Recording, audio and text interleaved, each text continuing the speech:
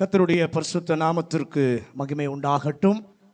இந்த முதல் மாதத்தின் 2வது வாரத்திலும் தேவ பிள்ளைகளாகிய நாம் ஒன்றிணைந்து கர்த்தரை ஆராதிக்க மகிமைப்படுத்த அவருடைய பிரசன்னத்தில் நாம் கலிகூற தேவன் நமக்கு ஒரு நல்ல கிருபையை வாய்ப்பை கொடுத்த தேவனுக்கு நான் நன்றி சொல்கிறேன். இந்த காலை வேளையிலும் ஆண்டவர் தம்முடைய வார்த்தையை கொண்டு நம்மோடு கூட இடைபடுவாராக. வாசிக்கலாம். ஏசாயாவின் புஸ்தகம் 45வது அதிகாரம் 2வது வசனம். ஏசாயா 45:2. நான் உனக்கு முன்னே போய் கோணலானவைகளை செவையாக்குவேன். ஒரு ஆமென் சொல்லுங்களேன். அல்லேலூயா.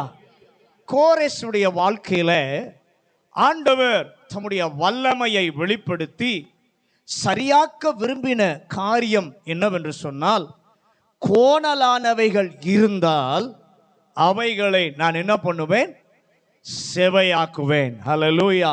கோரேஸ் மூலமாக ஆண்டவர் நமக்கும் சொல்லுகிற காரியம், நான் என்னுடைய வல்லமையை வெளிப்படுத்தி உங்க வாழ்க்கையில் இருக்கிற கோணலானவைகளை நான் செவையாக்க விரும்புகிறேன். ஹல்லேலூயா. கோணல்களை சரியாக்க ஆண்டவர் கோரேசுடைய வாழ்க்கையில 4 காரியங்களை கர்த்தர் செய்தார். கடந்த வாரத்தினுடைய மாலை ஆராதனையில நான் அந்த 2வது பகுதியை நான் கர்த்தருடைய வார்த்தையை நான் பகிர்ந்து கொண்டேன். முதலாவது நாம் பார்த்தோம், அதெல்லாம் சொல்லிட்டு போனோம்னா நமக்கு நேரம் இல்லை. ஆகவே போன வாரத்தில் ஆண்டவர் கோணல்களை கோரேசுடைய வாழ்க்கையில செவையாக்குவதற்கு 4 காரியங்களை செய்தார். அதிலே முதல் காரியத்திலே முதல் குறிப்பை மாத்திரம் குறித்து நான் மாலை வேளையிலே கர்த்தருடைய வார்த்தையை பகிர்ந்து கொண்டேன். அந்த முதல் காரியம் என்னவென்று சொன்னால், ஆண்டவர் கோரேசுடைய வாழ்க்கையில கீழடக்க விரும்பினார். பக்கத்தில் பார்த்து சொல்லுங்க, கீழடக்க. கர்த்தர் கீழடக்குகிறவர். பக்கத்தில் பார்த்து சொல்லுங்க, கீழடக்குகிறவர். எதை ஆண்டவர் முதலாவது கீழ்ப்படுத்த விரும்பினார் என்று சொல்லி பார்க்கும் பொழுது, முதலாவது ஆண்டவர் கீழ்ப்படுத்தின காரியம் என்னவென்று சொன்னால், குணங்களை கர்த்தர் கீழ்ப்படுத்துகிறார். ஒரு ஆமென் சொல்லுங்களேன். ஆண்டவர் கீழ்ப்படுத்த விரும்புகிறார். அதிலே முதல் காரியம், நம்முடைய குணங்களை ஆண்டவர் கீழடக்க விரும்புகிறார். ஏன் ஆண்டவர் கீழடக்க விரும்புகிறார் என்று சொன்னால், தேவன் நம்முடைய வாழ்க்கையில வைத்ததான திட்டங்களுக்கு நேராய், கர்த்தர் ஆண்டவர் வைத்திருக்கிற காரியத்திற்கு நேராய் நம்மை உயர்த்தி கொண்டு போய் வைப்பதற்காக ஆண்டவர் நம்முடைய வாழ்க்கையிலே கீழடக்க வேண்டியவைகளை கர்த்தர் கீழடக்குவாராக. 2வது காரியத்தை இந்த காலை வேளையில நாம் கவனிக்க கர்த்தர் கிருபை தருவாராக. சகரியாவின் புஸ்தகம் 9வது அதிகாரம் 15வது வசனம். சகரியாவின் புஸ்தகம் 9வது அதிகாரம் 15வது வசனம். சேனைகளின் கர்த்தர் அவர்களை காப்பாற்றுவார். அவர்கள் பட்சித்து கவன் கற்களால் கீழ்ப்படுத்திக் கொள்வார்கள். அவர்கள் குடித்து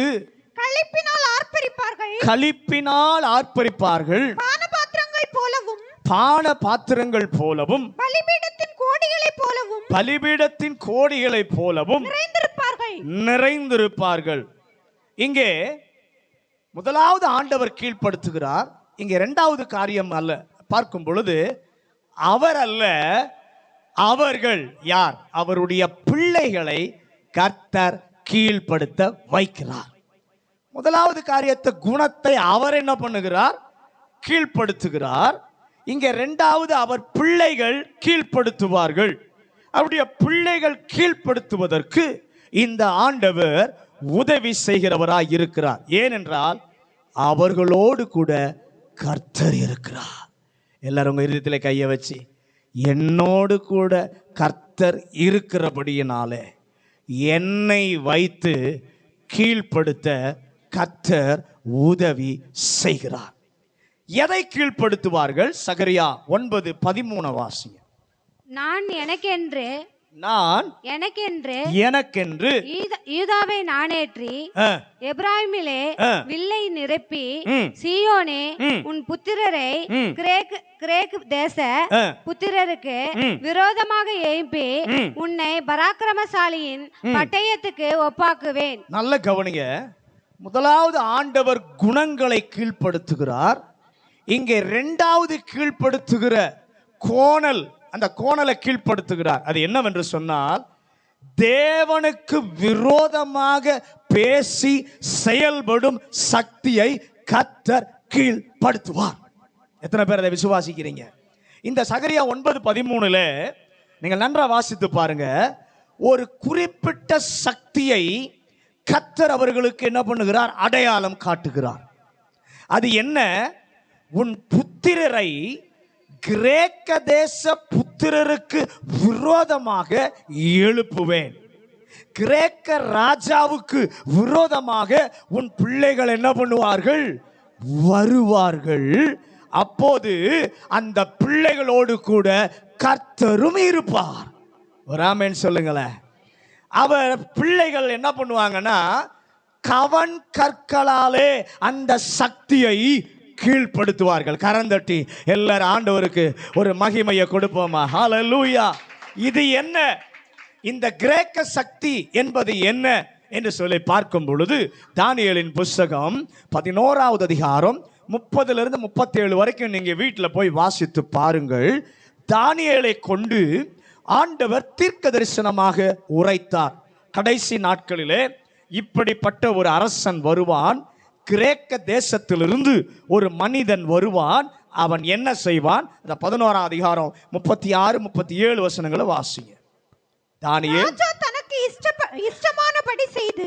ராஜா தனக்கு இஷ்டமானபடி செய்து தன்னை உயர்த்தி எந்த தேவனிலும் தன்னை பெரியவனாக்கி தேவாதி தேவனுக்கு விரோதமாக ஆச்சரியமான காரியங்களை பேசுவான். கோபம் தீரும் மட்டும் அவனுக்கு கைகூடி வரும். நிர்ணயிக்கப்பட்டது நடந்தேறும். அவன் தன் பிதாக்களின் தேவர்களை மதியாமலும் ஸ்ரீகளின் சிநேகத்தையும் எந்த தேவனையும் மதியாமலும் எல்லாவற்றிற்கும் மேலாக தன்னை பெரியவனாக்கி அவன் என்ன செய்வானா? தனக்கு இஷ்டமானபடி என்ன பண்ணுவான்? செய்து தன்னை உயர்த்தி எந்த தேவனிலும் தன்னை பெரியவனாக்கி தேவாதி தேவனுக்கு விரோதமாக ஆச்சரியமான காரியங்களை என்ன பண்ணுவான்? பேசுவான். இரண்டாவது ஒரு சக்தியை ஆண்டவர் கீழ்ப்படுத்துவார். அது என்னவென்று சொன்னால், தேவனுக்கு விரோதமாக, ராஜாதி ராஜாவுக்கு விரோதமாக திட்டமிட்டு பேசி செயல்படும் சக்தியை இந்த ஆண்டிலே கர்த்தர் கீழ்ப்படுத்துவார். எத்தனை பேர் விசுவாசிக்கிறீங்க? அது அது ஒருவேளை எந்த தேசமா இருக்கலாம், எந்த கிராமமா இருக்கலாம், எந்த பட்டணமா இருக்கலாம், ஏன் எந்த குடும்பமாயும் இருக்கலாம். ஆனால் அவருக்கு விரோதமாக கிரியை செய்கிற வல்லமையை அந்த எந்த பகுதியிலே அந்த வல்லமை இருக்கிறதோ, தம்முடைய பிள்ளையை அந்த பகுதியிலே உயர்த்த இந்த சக்திகளை என் ஆண்டவர் கீழ்ப்படுத்துவார். அல்லேலூயா. எருசலேமிலே ஆராதனை முறையை எல்லாம் கெடுத்து தேவன் விரும்பாத மிருகங்களை பலி செலுத்தி அங்க நடக்கிற காரியங்களை பாருங்க. தான் விரும்பும் உருவத்தை வைத்து வழிபட செய்தான். அந்த நேரத்தில் தம்முடைய திட்டத்தை நிறைவேற்ற, தம்முடைய பிள்ளைகளை உயர்த்த கவனமுள்ள தேவன் அவனை கீழ்ப்படுத்தினார். எப்படி கீழ்ப்படுத்தினார்? தானியேலின் புஸ்தகம் 11வது அதிகாரம் 32வது வசனம். தானியேலின் புஸ்தகம் 11வது அதிகாரம் 32வது வசனம். துரோகிகளாய் இருக்கிறவர்களை இச்சகம் பேச்சுகளினால் கள்ள மார்க்கத்தாருக்கு தங்கள் தேவனை அறிந்திருக்கிற ஜனங்கள் திடங்கொண்டு அதற்கேற்றபடி செய்வார்கள். நல்ல கவனிங்க, எப்படி இது நடந்தது, எப்படி இன்னும் நமக்கு விளங்கணும்னா சகரியா 9:15 மறுபடியும் வாங்க. சகரியா 9:15.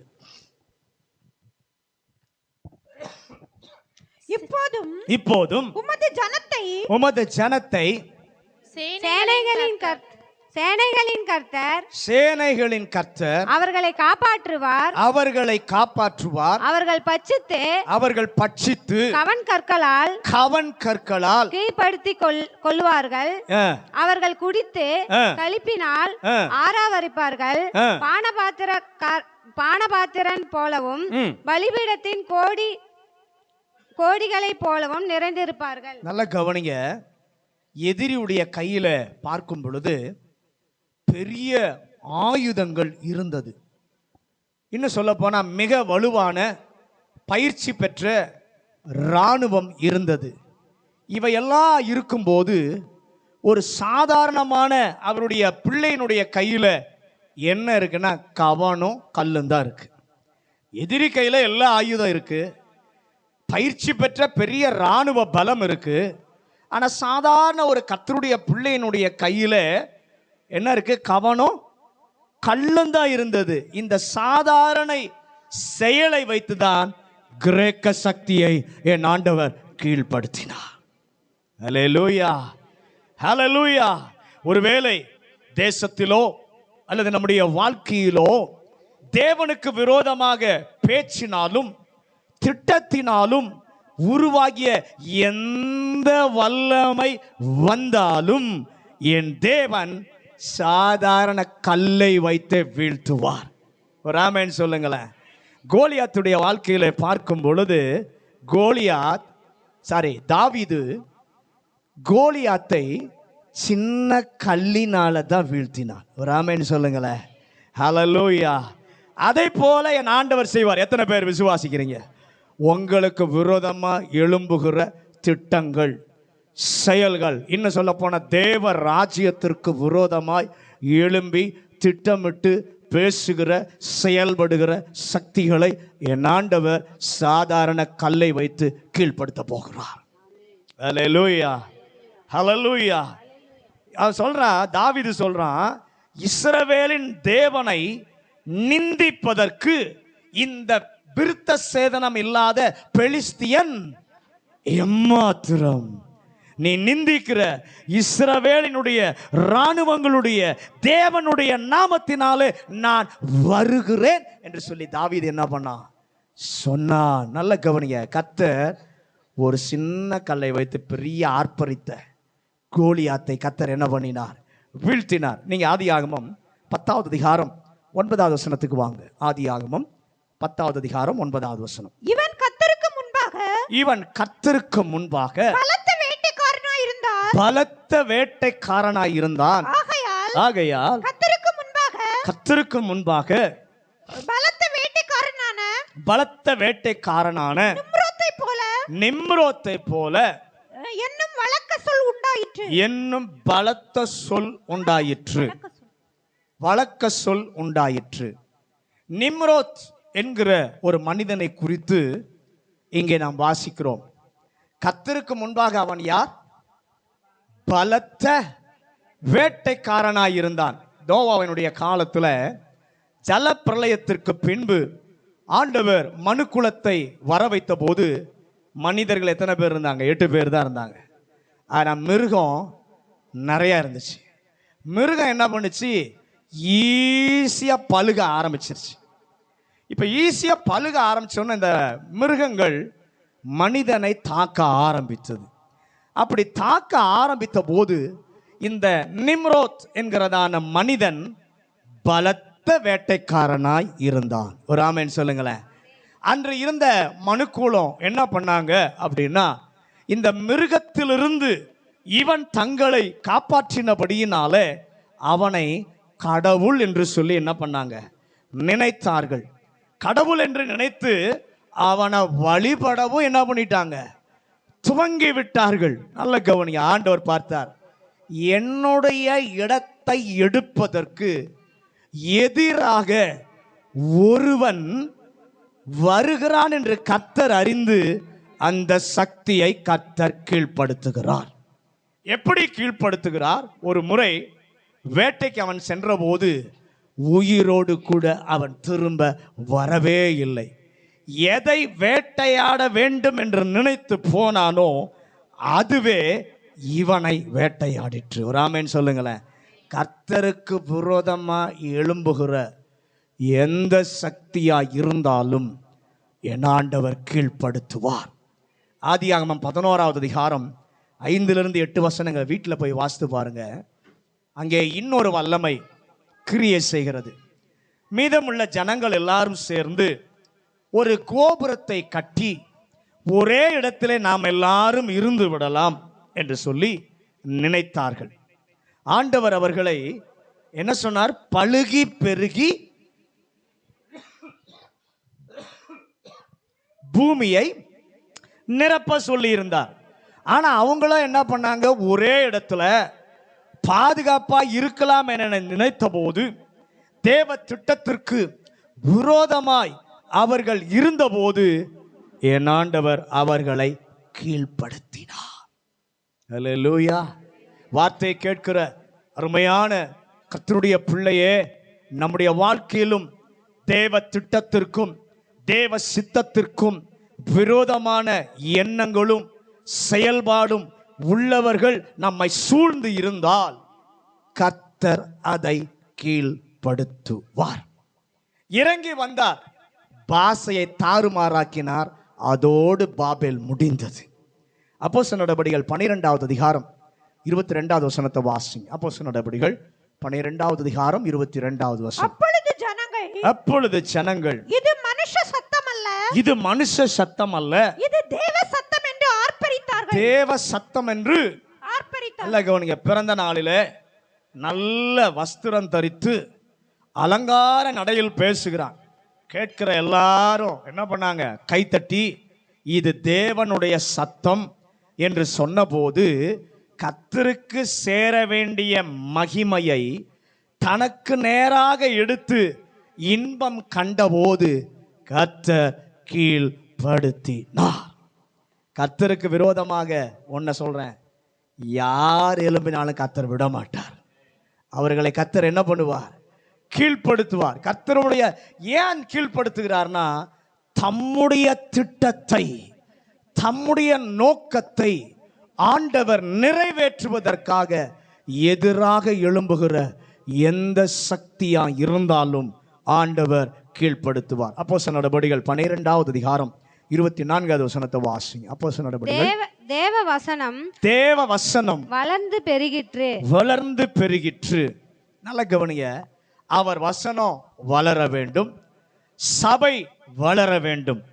இது முடியாதபடி தடுக்கிற ஏரோது என்கிற சக்தி தேவனுக்கு விரோதமாக கிரியை செய்தால் கர்த்தர் அதை பார்க்கிறார், அதை கீழ்ப்படுத்துகிறார். நீங்க 2 ராஜாக்கள் 19வது அதிகாரம் 22-23 வசனங்களை வாசிங்க. 2 ராஜாக்கள் 19வது அதிகாரம் 22-23. யாரை நிந்தித்து தூசித்தாய்? யாருக்கு விரோதமாய் உன் சத்தத்தை உயர்த்தினாய்? யாருக்கு விரோதமாய் உன் சத்தத்தை உயர்த்தினாய்? நீ இஸ்ரவேலின் பரிசுத்தருக்கு விரோதமாக நீ இஸ்ரவேலின் பரிசுத்தருக்கு விரோதமாகவும் உன் கண்களை மேட்டிமையாக ஏறெடுத்தாய். உன் கண்களை மேட்டிமையாக ஏறெடுத்தாய். ஸ்தானாதிபதிகளை கொண்டு நீ ஆண்டவரை நிந்தித்து என் ரதங்களின் திரளினாலே நான் மலைகளின் கொடுமுடிகளுக்கும் லீபனோனின் சிகரங்களுக்கும் வந்து ஏறினேன். அவன் உயரமான கேதுரு மரங்களையும் உச்சிதமான தேவதாரு விருட்சங்களையும் நான் வெட்டி அதன் கடையாந்திர தாவரம் மட்டும் அதன் செழுமையான வனம் மட்டும் வருவேன் என்றார். நல்லபடிங்க. அசீரியா ராஜா சத்தமா பேசுறான். கொஞ்சம் போல்டா என்ன பண்ணுகிறான்? சத்தத்தை உயர்த்தி என்ன பண்ணுகிறான்? பேசுகிறான். என்ன பேசுகிறான்? எசேக்கியாவை நடுங்க வைக்கும்படி பேசுகிறான். அந்த நேரத்தில் கர்த்தர் ஏசாயாவின் மூலமாக சொல்லுகிறார், ராஜாவே, நீ யாரை நிந்தித்தாய்? இஸ்ரவேலின் பரிசுத்தருக்கு விரோதமாய் அல்லவா உன் கண்களை மேட்டிமையாக எண்ணினாய்? சர்வ வல்லவருக்கு எதிராக பேசக்கூடிய ஒரு சக்தி ஒரு தேசமாக வந்து நிற்பதை என் கர்த்தர் பார்த்தார். ராமன் சொல்லுங்களேன். கர்த்தர் என்ன செய்தார்? கோரஸை உயர்த்த எதிர் ஜாதிகளை கீழே அடக்கின கர்த்தர் என்ன பண்ணாரு? ஓவர் நைட்டாக அந்த வல்லமையை ஆண்டவர் கீழ்ப்படுத்தினார். யார் எழும்பினாலும் ஒரே ராத்திரியில கீழ்ப்படுத்த என் ஆண்டவருக்கு லேசான காரியம். ஆமென் சொல்லுங்களேன். உங்களுக்கு விரோதமா, தேவ ராஜ்யத்திற்கு விரோதமா எப்படிப்பட்ட தீய சக்தி எழும்பினாலும் ஒரே இரவுல காலியாக்க அவராலே முடியும். ஹல்லேலூயா, ஹல்லேலூயா. எந்த ஆண்டவரே, எங்களுடைய வாழ்க்கையிலும் எங்கள் கண்கள் இந்த வருஷ துவக்கத்திலேயே அதை பார்க்க எங்கள் சபைக்கு கர்த்தர் கிருபை தருவீராக. தேவன் அதை அடக்குவார். அவருடைய நாமத்துக்கு எதிராக என்னை சுற்றிலும் இருப்பவர்கள் வெளியே செயல்பட்டால் தேவன் அதையும் கீழ்ப்படுத்துவார்.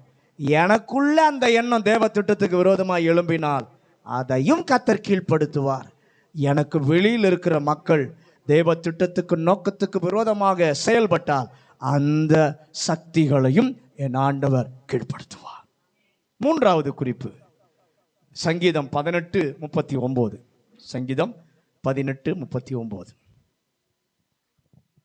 யுத்தத்திற்கு நீர் என்னை பலத்தால் இடைக்கட்டி என் மேல் எழுப்பினவர்களை என் கீழ் மடக்க பண்ணினீர்.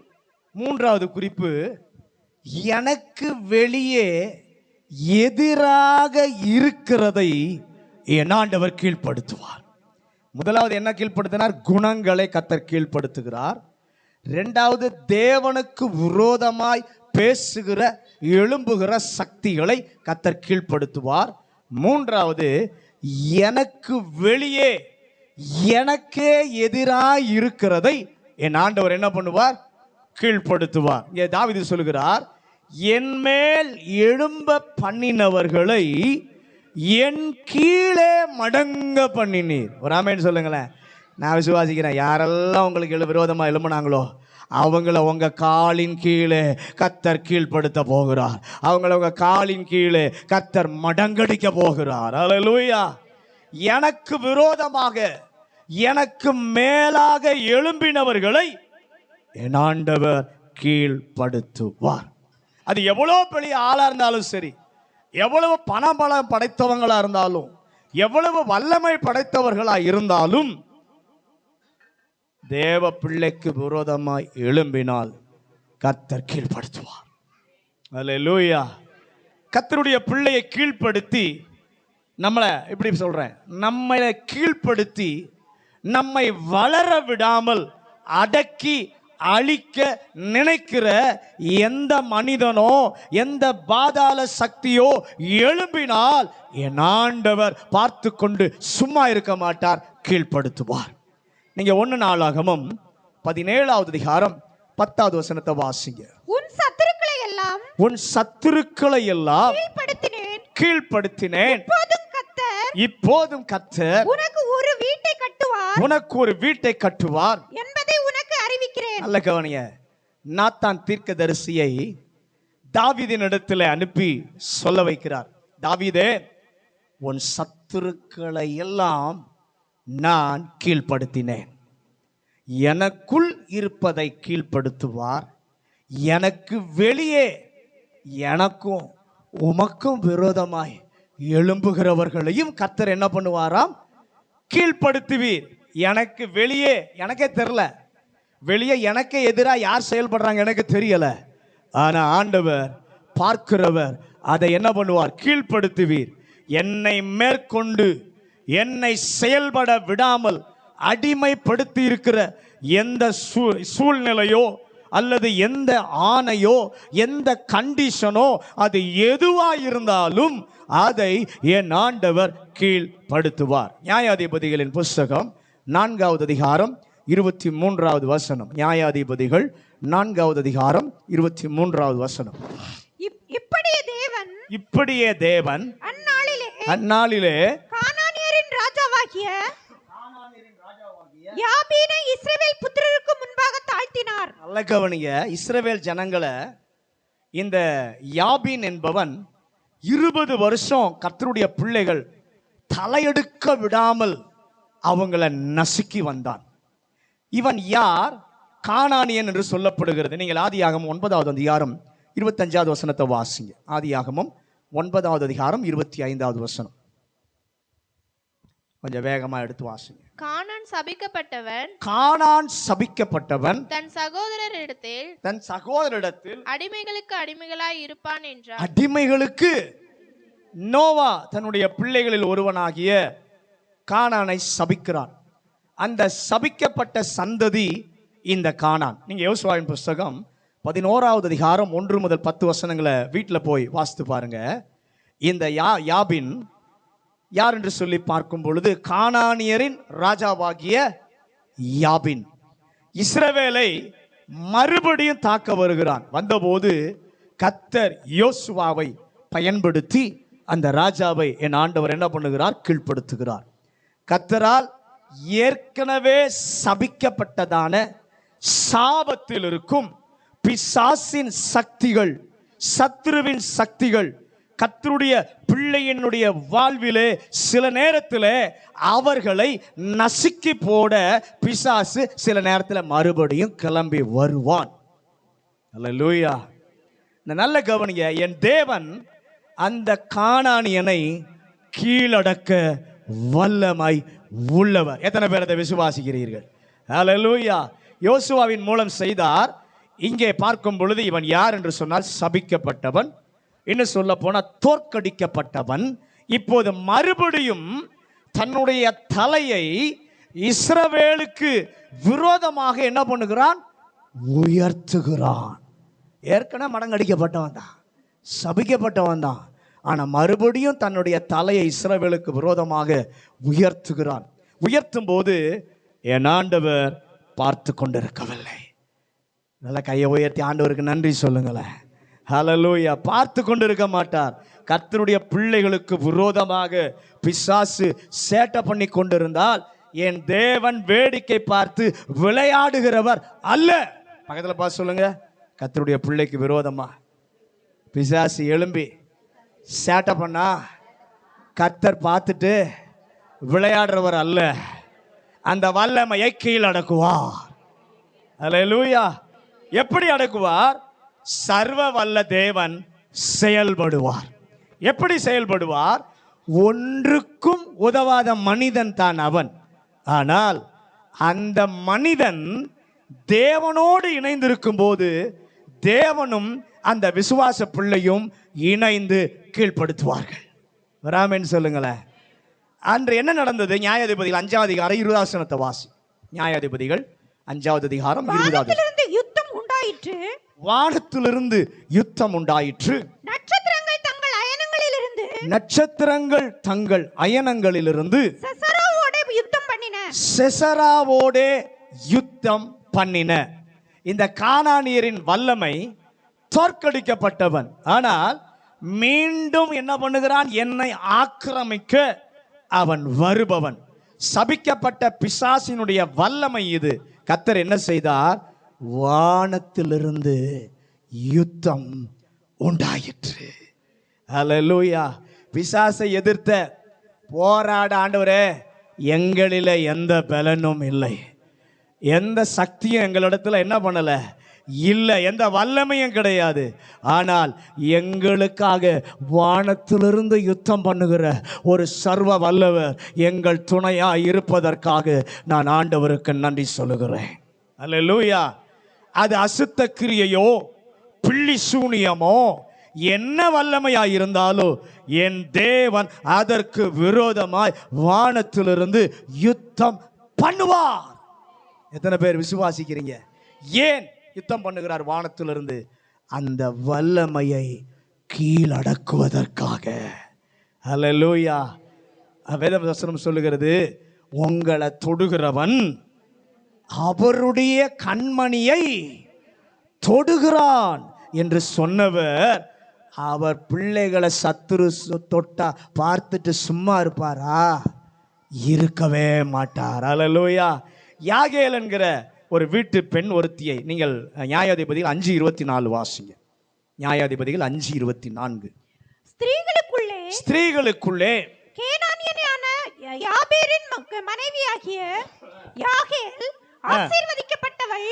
கூடாரத்தில் வாசமாயிருக்கிற ஸ்திரீகளுக்குள்ளே அவள் ஆசீர்வதிக்கப்பட்டவளே. நல்ல கவனிங்க. அந்த பெண் ஆண்டவரோடு கூட இணைந்து செயல்பட கர்த்தர் அவளை வைக்கிறார்.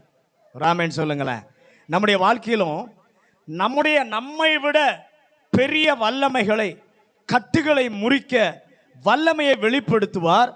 ஆனால் நீங்களும் நானும் சும்மா இருக்கக்கூடாது. அவர் நோக்கத்திற்காக செயல்பட அவர் வாய்ப்பு கொடுக்கும் போது அதிலே என்ன செய்ய வேண்டும்? இணைந்து கொள்ள கர்த்தர் கிருபை தருவாராக. பக்கத்தில் இப்ப கையை கொடுத்து சொல்லுங்க, ஆண்டவர் வானத்திலிருந்து செயல்படுவார். ஆனா நாம சும்மா இருக்கக்கூடாது. அவர் வல்லமையை வெளிப்படுத்த நமக்கு வாய்ப்பு கொடுக்கும் போது அதுல உடனே நாம இணைஞ்சுக்கணும். ஹல்லேலூயா. நியாயாதிபதிகள் 8:28 வாசிங்க. நியாயாதிபதிகள் 8:28. இந்த பிரகாரம் மீதியானியர் திரும்ப தலையெடுக்க கூடாதபடிக்கு இஸ்ரவேல் புத்திரருக்கு முன்பாக தாழ்த்தப்பட்டார்கள். நல்ல கவனிங்க. போதும். மீதியானியர் கீழ்ப்படுத்தப்பட்டார்கள்.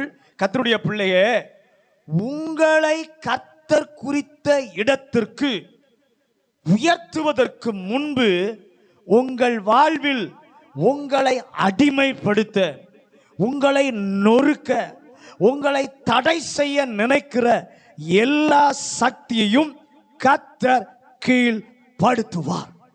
எப்படி கீழ்ப்படுத்துவார்? நியாயாதிபதிகள் 6வது அதிகாரம் 1 முதல் 4 வசனங்களை நீங்க வீட்டில் போய் வாசித்து பாருங்க. இவர்கள் யார் என்று சொல்லி அங்கே அடையாளம் தெரிகிறது. இவர்கள் ஒரு முக்கியமான வேலையை செய்வாங்க. இந்த மீதியானர் என்ன பண்ணுவாங்க? ஒரு முக்கியமான வேலையை செய்வாங்க. என்ன செய்வாங்கன்னா, இஸ்ரவேலை வேர்வை சிந்த நிலத்தை உழுது நீர் பாய்ச்சி எல்லாம் அறுவடைக்கு தயாரா இருக்கும்போது அவங்க பலனை எல்லாம் என்ன பண்ணிடுவாங்க? கொண்டு போய் விடுவார்கள். இஸ்ரவேல் குட்டிகளா இருக்கிறத நல்லா கடாக்களாக வளர்த்து நல்ல நிலைமைக்கு வரும்போது அவங்க அதையெல்லாம் என்ன பண்ணிடுவாங்க? ஓட்டிக்கொண்டு போய் விடுவார்கள். ஒருவேளை கடந்த 23வது வருஷம் வரைக்கும் நீங்க பிரயாசப்பட்டிருப்பீங்க, நீங்க உழைச்சிருப்பீங்க. ஆனா சத்துரு அதை என்ன பண்ணியிருப்பான்? கொண்டு போயிருப்பான். உங்களுக்கு ஒன்றும் கிடையாது. நீங்க தான் நல்லா கண் விழிச்சு வேலை செஞ்சிருப்பீங்க, கண் விழிச்சு பிரயாசப்பட்டிருப்பீங்க. ஆனா பலனை என்ன பண்ணுவான்? அவன் எடுத்துட்டு போயிருப்பான். பலன் வண்டியை இங்க இவங்க வாழ்க்கையில பார்க்கும்போது பலன் வர வேண்டிய சூழ்நிலையில மீதியானர் எல்லாவற்றையும் என்ன பண்ணுவாங்க? பறித்து கொண்டு போய் விடுவார்கள். ஒருவேளை உங்கள் வாழ்க்கையில அப்படிப்பட்ட அனுபவங்களின் ஊடாய் சென்று கொண்டிருக்கிற உங்களுக்கு வர வேண்டிய பாராட்டு உங்களுக்கு வராது, யாருக்கோ போயிடும். நீங்க தான் கடுமையா உழைச்சிருப்பீங்க, கடுமையா அதுக்காக கண் விழிச்சு நிறைய பிரயாசப்பட்டு காரியங்களாம் நல்லா நடந்த போது உங்களுக்கு வர வேண்டிய பாராட்டு இன்னொரு ஆளுக்கு என்ன பண்ணி இருக்கும்? கடந்து போய் இருக்கும். கர்த்தருடைய பிள்ளையே, ஒரு கர்த்தர் உங்களுக்காக இருக்கிறார். உங்களுக்குரியதை யாராவது பறித்து கொண்டு போனா என் கர்த்தர் பார்த்து கொண்டு சும்மா இருக்க மாட்டார். அல்லேலூயா. வேலை ஸ்தலத்துல நேத்து தான் வந்திருப்பான். ஆனா அதுக்கு முந்தைய நீங்க பல நாளா பிரயாசப்பட்டிருப்பீங்க, பல வருஷமா உழைச்சிருப்பீங்க, உங்க பலனையெல்லாம் செலவழிச்சிருப்பீங்க. நேத்து வந்தவன் எல்லா கிரெடிட் என்ன பண்ணியிருப்பான்? திருடி கொண்டு போயிருப்பான். அப்படிப்பட்ட நிலைமையில பாதிக்கப்பட்ட ஒரு கர்த்தருடைய பிள்ளையா இருந்தால் ஒரு கர்த்தர் உங்களுக்காக இருக்கிறார். கோரேசுக்கு உதவியாக மீதியானியரை கிதியோனுக்காக கர்த்தர் கீழ்ப்படுத்தினார். கர்த்தர் கிதியோனை உயர்த்த வேண்டும் என்று சொன்னால் மீதியானியரை கீழ்ப்படுத்தி ஆக வேண்டும். அல்லேலூயா. இந்த மீதியானியர் என்ன செய்வார்கள்னா, அவங்க கிட்ட ஒரு டாக்டிஸ் இருந்துச்சு. மீதியானியர்கிட்ட ஒரு டாக்டிஸ். என்ன டாக்டிஸ்னா, வெட்டுக்கிளி போல வருவாங்க. எப்படி வருவாங்க? வெட்டுக்கிளி போல வந்து, உதாரணத்துக்கு சொல்றேன், இஸ்ரவேலர் 100 பேர் தான் இருக்கிறாங்கன்னா இவன் 1000 பேரா வருவான். இந்த மீதியானியர் என்ன பண்ணுவாங்க? 1000 பேரா வந்து எல்லாத்தையும் எடுத்துட்டு போடுவாங்க. இந்த இஸ்ரவேலர் 1000 பேரா இருந்தா இவங்க என்ன பண்ணுவாங்க, லட்சக்கணக்கில் வருவார்கள். ஒருவேளை உங்களுக்கு இருக்கக்கூடிய ரிசோர்ஸ், உங்களுக்கு இருக்கக்கூடிய அதாவது பலம் அவங்கள விட குறைவானதா இருக்கலாம். ஆனால் நல்ல கவனிங்க, நான் எதிரியை பார்க்கும்போது உங்களை விட ரிசோர்ஸ் எல்லா காரியம் 100 மடங்கு அவனுக்கு அதிகமாக இருக்கும். ஆனால் நல்ல கவனிங்க, நாம் அப்படி தான் நினைப்போம், என்னை விட 100 மடங்கு பலம் அவன்கிட்ட அதிகமாக இருக்குது, என்னால் என்ன செய்ய முடியும் என்று சொல்லி நினைப்பீர்கள். ஆனால் அந்த காலை வேளையில் உங்களுக்கு கர்த்தர் ஒரு நல்ல செய்தி சொல்லுகிறார். என்ன செய்கிறார்னா, மேலிருந்து நான் பார்க்கிறேன். கரந்தட்டி கர்த்தரை மகிமைப்படுத்துங்க. ரிசோர்ஸ் இல்லைன்னு நினைக்கிறியே, பலம் குறைவாக இருக்குன்னு நினைக்கிறியே, கர்த்தர் சொல்றார், மேலிருந்து நான் என்ன பண்ணுகிறேன், பார்க்கிறேன். கோணலானவைகளை செவையாக்குகிற ஒரு கர்த்தர் இருக்கிறார். எண்ணிக்கை பலத்தினாலே கர்த்தருடைய பிள்ளையை ஒருவேளை இதுவரைக்கும் மிரட்டி செயல்பட விடாமல் தடுக்கிற அந்த மீதியானியரை என் ஆண்டவர் கீழ்ப்படுத்துவார். எத்தனை பேர் விசுவாசிக்கிறீங்க? எப்படி கீழ்ப்படுத்துவார்? எப்படி ஜெயித்தார்கள்? கர்த்தருடைய பட்டயம், கிதியோனுடைய பட்டயம், கண்ணுக்கு தெரியாத அவருடைய பட்டயத்தை ஆண்டவர் காண்பித்தார். அது மட்டுமா நடந்தது? இல்ல, வெட்டுக்கிளி போல் இருக்கிறார்கள். ஆனா இங்க எத்தனை பேரு? 300 பேர். இந்த 300 பேர் யார்? இந்த 300 பேர் யார்? அதான் ரொம்ப முக்கியம். இந்த 300 பேர் யார்னா, கர்த்தர் என்ன சொன்னாலும் நம்பி செய்வதற்குரிய பைத்தியக்காரரை போன்றவர்கள். ராமன் சொல்லுங்களேன். 300 பேர் யாரு? கர்த்தர் என்ன சொன்னாலும் என்னன்னே யோசிக்காம பைத்தியக்காரங்களை போல செய்கிற 300 பேர். அவர்கள் புத்திக்கு ஒத்து வராவிட்டாலும் கர்த்தர் சொல்லிட்டா பைத்தியக்காரத்தனமா செய்யக்கூடியவர்கள். ஹல்லேலூயா, ஹல்லேலூயா. நல்ல கவனிங்க, சின்ன கூட்டத்தை வைத்து வெட்டுக்கிளி போல் பரவி இருக்கும் மீதியானரை அடக்குகிற ஒரு கர்த்தர் இந்த ஆண்டிலே நமக்கு துணையாயிருப்பார். ஹல்லேலூயா. கிதியோனை கர்த்தர் விரும்பினதுனால என்ன செய்தார் அப்படின்னா, எத்தனை வருஷம் தாழ்ந்திருந்தார்களாம்? 40 வருஷம். 40 வருஷம் தலை தூக்க முடியவே இல்லை. இதற்கு முன்பு 4வது அதிகாரத்தில் நீங்க வாசித்து பார்த்தீங்கன்னா, 20 வருஷம் அரசாண்ட கானானியர் அவர்களை கீழ்ப்படுத்தின போது 40 வருஷம் தலை தூக்க முடியல. ஒரு ஆமென் சொல்லுங்களேன். அப்ப இதுல இருந்து நமக்கு ஒரு காரியம் புரிகிறது. அப்பா, சத்துரு நீ 1 மடங்கு செய்தா கர்த்தர் பிள்ளைக்காக 2 மடங்கு செய்வார். எத்தனை பேர் அதை விசுவாசிக்கிறீங்க? ஹல்லேலூயா.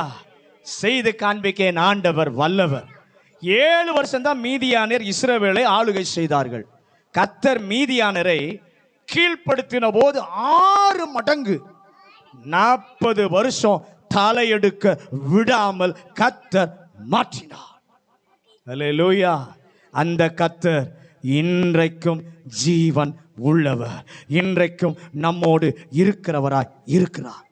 இந்த 2024 அப்படிப்பட்ட ஒரு ஆண்டவரை ஒவ்வொரு நாளும் பார்க்க சந்திக்க நம் சபைக்கு கர்த்தர் கிருபை தருவாராக. ஹல்லேலூயா, ஹல்லேலூயா. 1 சாமுவேல் 7வது அதிகாரம் 13வது வசனம். 1 சாமுவேல் 7வது அதிகாரம் 13வது வசனம். இந்த பிரகாரம் பெலிஸ்தர் அப்புறம் இஸ்ரவேலின் எல்லையிலே வராதபடிக்கு தாழ்த்தப்பட்டார்கள். சாமுவேலின் நாளெல்லாம் கர்த்தருடைய கை பெலிஸ்தருக்கு விரோதமாய் இருந்தது. நல்ல கவனிங்க, வெளியே இருந்து கர்த்தருடைய பிள்ளைகளை தாக்கின ஒரு சக்தி பெலிஸ்திய தேசம். இந்த பெலிஸ்தியர்கள் யார் அப்படின்னு சொல்லி பார்த்தோம்னா, எத்தனை முறை அவனை தோற்கடிச்சாலும் மீண்டும் மீண்டும் கர்த்தருடைய பிள்ளைகளை தாக்குகிற ஒரு சக்தி தான் இந்த பெலிஸ்தியா. ஒரு ஆமென் சொல்லுங்களேன். உங்கள் வாழ்க்கையில் அது என்ன என்று உங்களுக்கு தெரியும். எத்தனையோ முறை நீங்க என்ன பண்ணியிருப்பீங்க? ஜெபம் பண்ணியிருப்பீங்க. ஆனால் மறுபடியும் மறுபடியும் உங்களுக்கு எதிராக கிரியை செய்து கொண்டிருக்கும் அப்படிப்பட்ட பெலிஸ்தியாவா இருந்தாலும் கர்த்தருடைய வார்த்தை சொல்லுகிறது, அந்த பெலிஸ்தியாவை கர்த்தர் கீழ்ப்படுத்துவார். கர்த்தருடைய வார்த்தையை கேட்கிற உங்கள் வாழ்க்கையில அடிக்கடி ஒரே காரியத்தில் உங்களை தோல்வி அடைய செய்கிற ஒரு சக்தியா இருந்தால், இந்த நாளிலே என் கர்த்தர் உங்களை குறித்த அவருடைய நோக்கத்தை நிறைவேற்றுவதற்கு அந்த சக்தியை என் ஆண்டவர் கீழ்ப்படுத்துவார். 1 சாமுவேல் 7வது அதிகாரம் 10வது வசனம். சாமுவேல் சர்வாங்க தகன பலியை செலுத்துகையில் பெலிஸ்தர் இஸ்ரவேலின் மேல் யுத்தம் பண்ண நெருங்கினார்கள். கர்த்தர் மகா பெரிய இடி முழக்கங்களை பெலிஸ்தர் மேல் போது. நல்ல கவனிங்க, எதை பயன்படுத்தினாரா? இடி முழக்கங்களை பயன்படுத்தி. இதற்கு முன்னாடி 5வது அதிகாரத்தில் அவர்களை கீழடக்கி இருந்தார். உபாதையை கொடுத்து பெலிஸ்தியரை கீழடக்குகிறார். ஆனால் சுகமான உடனே மறுபடியும் 7வது அதிகாரத்தில் இஸ்ரவேலை மறுபடியும் தாக்க வருகிறார்கள். கர்த்தர் பார்த்தார், இஸ்ரவேலை அவர்கள் பயப்படுத்துவதை பார்த்து, எத்தனை முறை தோற்கடித்தாலும் சில நேரத்தில் நாம் நினைப்போம், நாம் ஏற்கனவே தோற்கடிச்ச ஆள் தானே, பார்த்து கொள்ளலாம் என்று இருப்போம். ஆனால் சத்துருவோ நமக்கு தெரியாத வல்லமையோடு வந்து நாம் பயப்படும் நிலையிலே நம்மை சிக்க வைத்து விடுவான். அப்படி யாரேனும் அகப்பட்டிருந்தால் இந்த காலை வேளையில கர்த்தர் சொல்லுகிறார், அவர் என்ன பண்ணுவாராம், இடி முழக்கங்களை அனுப்பின போது யார் பயப்படுத்தினார்களோ அவர்கள் பயந்தார்கள். ராமன் சொல்லுங்களேன். எந்த சக்தி பயமுறுத்தினதோ அந்த சக்தி பயப்படுகிற சக்தியாக என் ஆண்டவர் மாற்றினார். எளிய பயந்த இஸ்ரவேலரும் அவர்களை என்ன பண்ணினார்களாம், விரட்டினார்கள். தேவனும் மனிதனும் இணைந்து அந்த பெலிஸ்தரை கீழ்ப்படுத்தினார்கள். எத்தனை வருஷம் கீழ்ப்படுத்தினார்கள்? சாமுவேல் உயிரோடு இருந்த 7:13 மறுபடியும் வாசிங்க. 1 சாமுவேல் 7:13 பிரகாரம் பெலிஸ்தர் அப்புறம் இஸ்ரவேலின் எல்லையிலே வராதபடிக்கு தாழ்த்தப்பட்டார்கள். சாமுவேலின் நாளெல்லாம் கர்த்தருடைய கை பெலிஸ்தருக்கு விரோதமாய் இருந்தது. நல்ல கவனிங்க. முதல்ல ஆண்டவர் 20ன்னாரு, 20 வருஷம் தலையெடுக்க முடியாது. அடுத்தது 40ன்னாரு. இப்போ வயசே சொல்லல. அவருக்கு வயசு எவ்வளவு இருக்குதோ அது மட்டும் அவங்க என்ன பண்ண முடியாது, தலையெடுக்க முடியாது. சாமுவேல் மட்டுமல்ல, அதற்கு பிறகு தாவீது வந்தான். தாவீதுடைய நாட்களிலும் பெலிஸ்தியர் ஜெயிக்க முடியாதபடி கர்த்தர் செய்தார்.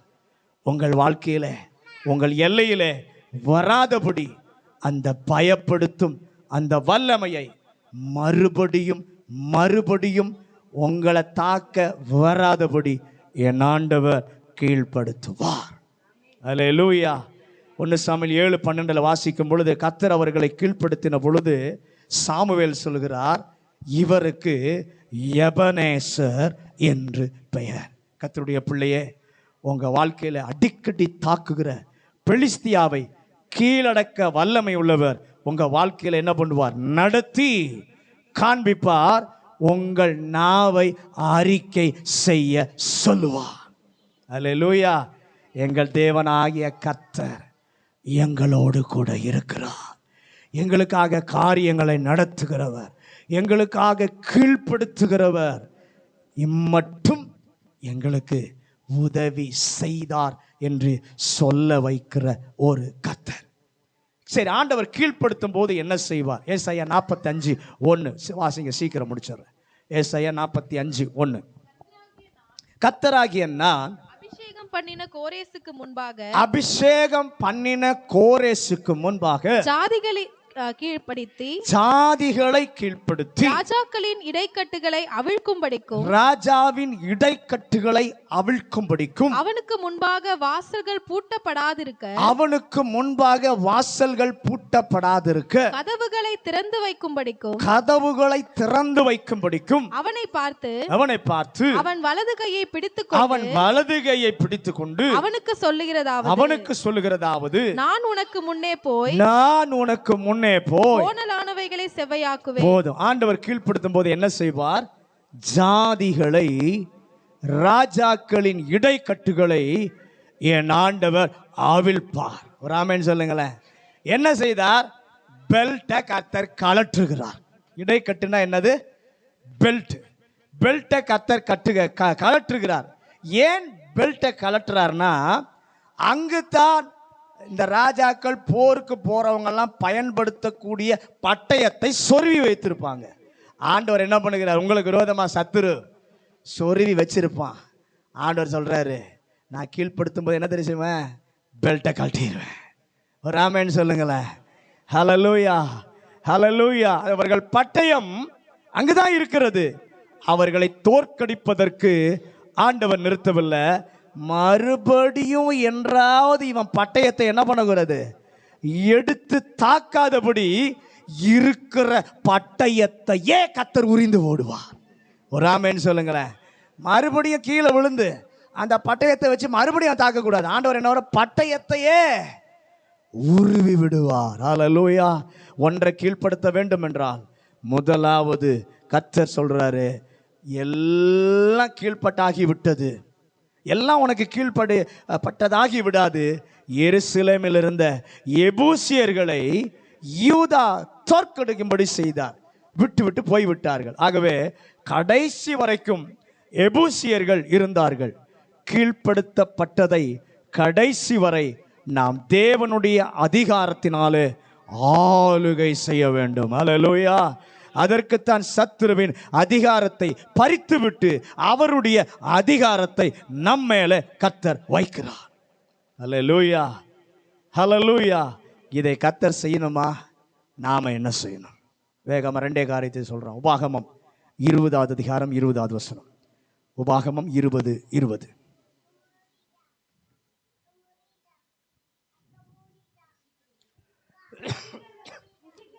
ஏற்ற கனி கொடாத மரம் என்றும் நீ அறிந்திருக்கிற மரங்களை மாத்திரம் வெட்டி அழித்து உன்னோடு யுத்தம் பண்ணுகிற பட்டணம் பிடிபடும் மட்டும் அதற்கு எதிராக கொத்தளம் போடலாம். போதும். கர்த்தர் நம்மிடம் கேட்கிற, அப்பா இதெல்லாம் நான் செய்யறேன், உன் குணங்களை கீழ்ப்படுத்துறேன், எனக்கு விரோதமா எழும்புகிற பேசுகிற எல்லா சக்திகளையும் நான் கீழ்ப்படுத்துகிறேன், உனக்கு தெரியாம உனக்கே வெளியா இருந்து எதிராய் செயல்படுகிற சக்திகளை கீழடக்கிறேன். இந்த 3 காரியத்தையும் நான் செய்யணும்னா நீ செய்ய வேண்டியது அப்படின்னு முதல் காரியம் ஆண்டவர் நம்மிடத்துல கேட்கிறார். 3 காரியங்களை நான் கீழடக்கிறேன். அவைகள் முழுமையாக கீழடக்கப்பட வேண்டுமானால் கர்த்தர் நம்மிடம் சொல்லுகிறது, கனி கொடாத நல்ல, அதாவது கனி கொடுக்க வேண்டிய நல்ல பண்புகள், நல்ல நற்கிரியைகள் எத்தனையோ உண்டு. ஆனால் நம்முடைய வாழ்க்கையில் உள்ள சில செயல்கள் கனி கொடுக்கவில்லை. ஆண்டவர் சொல்றாரு, அந்த கனி கொடாம இருக்குதே அந்த மரங்களை, அதுக்காக நீ எத்தனையோ முறை ஜெபிக்கிற, இந்த குணம் மாறணும். அது ஒன்று மட்டும்தான் ஆண்டவரே கனி கொடுக்கல, கனி கொடுக்க மாட்டேங்குது அப்படின்னு நம்ம சொல்றோம். மீதி எல்லாம் உமக்காக என்ன பண்ணுகிறது? கிரியை செய்கிறது. அப்படி ஏதாவது இருந்தால் கர்த்தர் சொல்கிறார், எது கனி கொடாம இருக்கோ அதை வெட்டி எறிந்து போடு. எது கனி கொடுக்காம உன் குணம் தடுக்குதோ அந்த குணத்தை என்ன பண்ணு? வெட்டி போடு என்று சொல்லி கர்த்தர் சொல்லுகிறார். இன்னைக்கு காலையில ஒரு தீர்மானம் பண்ணுங்க. ஆண்டவரே, கனி கொடுக்க முடியாதபடி எத்தனையோ காரியங்கள் இருக்கு, ஆனா ஏதோ ஒரு குறிப்பிட்ட சில காரியம் என்னுடைய வாழ்க்கையில் என்னுடைய குணம் கனி கொடுக்க முடியாதபடி தடுக்குது, அதை நான் வெட்ட தீர்மானிக்கிறேன் என்ற ஒரு தீர்மானம் எடுங்க. 2வது 1 கொரிந்தியர் 9:27 பவுல் சொல்றாரு, மற்றவர்களுக்கு பிரசங்கம் பண்ணுகிற நான் தானே, மற்றவர்களுக்கு பிரசங்கம் பண்ணுகிற நான் தானே ஆகாதவனாய்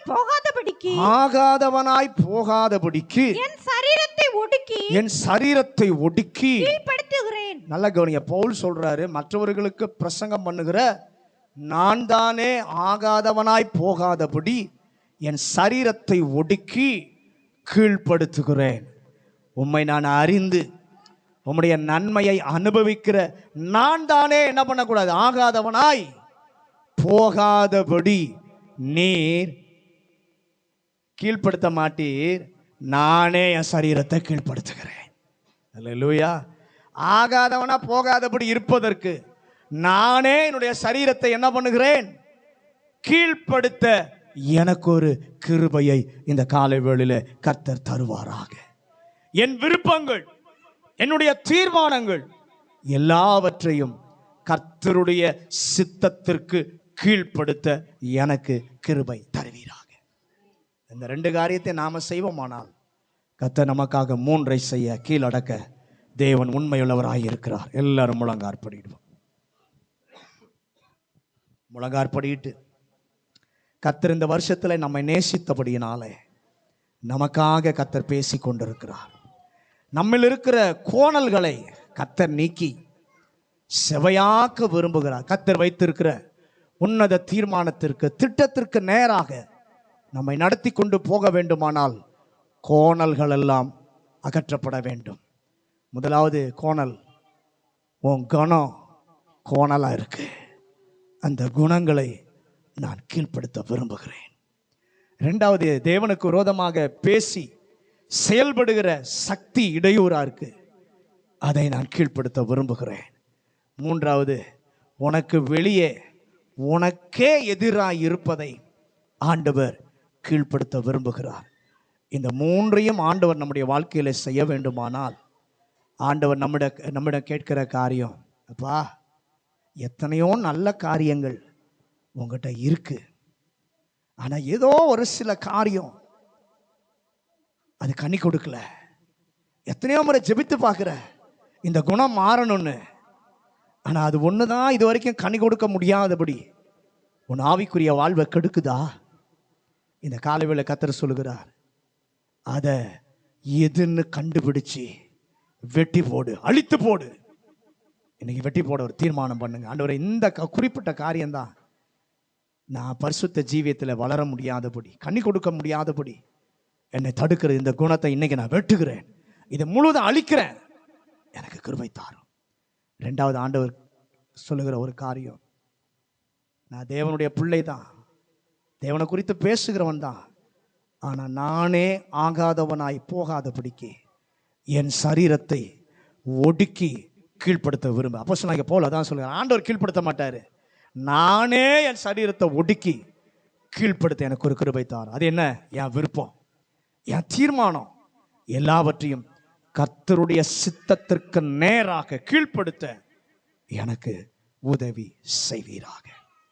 பரலோக பிதாவே, இந்த ஆசீர்வதிக்கப்பட்ட நல்ல காலை வேளைக்காக நன்றி ஆண்டவரே. எங்கள் நடுவிலே கர்த்தர் பேசினதான உங்களுடைய நல்ல வார்த்தைகளுக்காக நன்றி சொல்லுகிறோம். எங்களுடைய வாழ்க்கையில் இருக்கிற கோணல்களை நீக்கி கர்த்தர் சரியாக்க விரும்புகிறீர். கோரேசுடைய வாழ்க்கையிலே செய்த தேவன் எங்களுடைய வாழ்க்கையிலும் செய்ய விரும்பினபடியினால தான் நம்முடைய வார்த்தையை கொடுத்து கர்த்தர் பேசி கொண்டிருக்கிறீர். எங்களுடைய வாழ்க்கையில கீழடக்க வேண்டிய கோணல்கள் இருக்கிறதப்பா. எங்க குணம் ஒரு கோணல், எங்க குணங்களை கர்த்தர் கீழ்ப்படுத்த விரும்புகிறீர். ஆண்டவரே, தேவனுக்கு விரோதமா திட்டமிட்டு செயல்படுகிற சக்திகள் ஒரு கோணல், அதை கர்த்தர் கீழ்ப்படுத்த விரும்புகிறீர். மூன்றாவது, ஆண்டவரே, எனக்கே தெரியாமல் எனக்கு வெளியே இருந்து தாக்குகிற சக்திகள் உண்டு, அதை கர்த்தர் கீழ்ப்படுத்த விரும்புகிறீர். இதையெல்லாம் நீர் செய்யும் பொழுது நீர் எங்களிடத்தில் எதிர்பார்ப்பது ரெண்டு காரியப்பா. அந்த காரியத்தை நிறைவேற்ற எங்களுக்கு ஒரு கிருபை தாரும், எங்களுக்கு ஒரு கிருபை தாரும். எந்த குணம் நான் கனி கொடுக்க முடியாதபடி என்னை முற்றுத ஸ்பாயில் பண்ணுதோ அதை இன்னைக்கு நான் வெட்டி போட தீர்மானம் பண்ணுகிறேன். ரெண்டாவது, நானே தேவனுடைய பிள்ளை என்று சொல்லுகிற, தேவனை ஆராதிக்கிற, தேவனை குறித்து பேசுகிற பிள்ளை என்று சொல்லுகிற நாங்களே ஆகாதவனாய் போகாதபடிக்கு எங்கள் சரீரத்தை ஒடுக்கி கீழ்ப்படுத்த எங்கள் தீர்மானங்கள், எங்களுடைய எண்ணங்கள், எங்களுடைய செயல்கள் எல்லாவற்றையும் தேவ சித்தத்திற்கு நேராக கீழ்ப்படுத்த கர்த்தர் கிருபை தாரும். இயேசுவின் அதிகாரம் உள்ள நாமத்தில் ஜெபிக்கிறோம் நல்ல பிதாவே.